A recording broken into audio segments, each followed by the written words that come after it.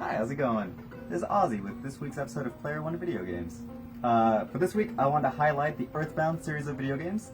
We do have the entire Mother series here, starting with a reproduction of the original Famicom edition, Mother 1. We do have our Super Nintendo version, and we do have a reproduction of the original Japanese version of this Earthbound.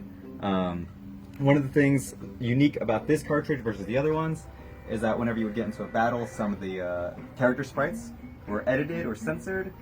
For example, if we were to see a crow in a second, usually it would have a cigar. The American one, it has a twig or it's just empty. And so that's what this one does. And then we do also have the GBA versions of 1 and 2 in a compilation, as well as Mother 3 featuring Lucas from Smash Bros. And so I chose this game because it's one of my favorite games of all time. It's a JRPG that was not based on like old myths or legends or dragons or kings. It was a modernized RPG, so it was set in 90X. You were a kid with psychokinetic powers, and you would fight with baseball bats instead of swords. You fought slime monsters and dragons, dinosaurs, skateboard punks, bags of barf, all kinds of things. So it's just a very quirky, self-aware kind of RPG. The first time I played it, actually, was on an emulator, because if you don't know, this game is extremely rare. It costs about $2.98, I think is what we have it for in stock at the moment.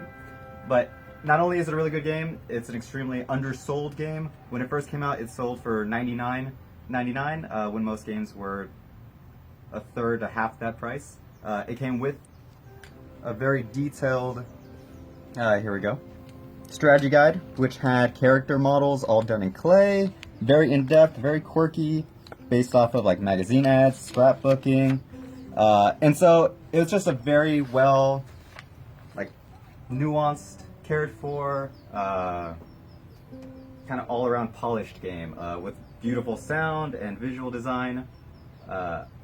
And so when it first came out, it didn't sell very well. It didn't have a name like Mario or Donkey Kong or Zelda. It was Earthbound. The marketing campaign actually says, "Warning, this game stinks." I don't know if you think that would sell games. It didn't, apparently. It actually came with a bunch of scratch and sniff stickers, and you could win a special edition pizza air freshener if you got it right. But yeah, it's that kind of game. Very quirky, self-aware, like I said. Didn't take itself too seriously, but it's very lovely for that. And so, yeah, once again, we do have these original reproductions. The original system itself, game itself. We have 1 and 2 and 3 on the Game Boy Advance. We do not have these action figures or the strategy guide. This is mine. I just want to show it off because I love it. We also have some Earthbound shirts and some swag. So there you go. That's this week's episode. Come on down, Player One Video Games at 101 West Parkwood Avenue. It'll be a great time.